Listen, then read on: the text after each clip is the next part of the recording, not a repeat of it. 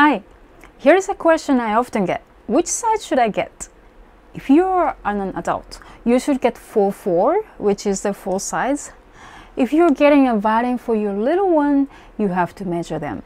And here's how. Raise the left arm on the left parallel to the floor with the palm up. Bring the left arm to the front about 45 degrees. Put the measure starting on the center of the palm. Spread all the way to the neck and write down the measurement. And here is the chart.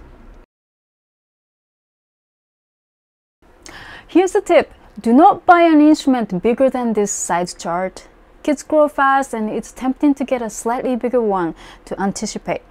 But bigger violin is harder to play, especially for the starters, and it won't be fun as much as it could be. If the number is close to the next size, I recommend renting one for now. There are lots of rental services available, including online stores, which I listed on my website.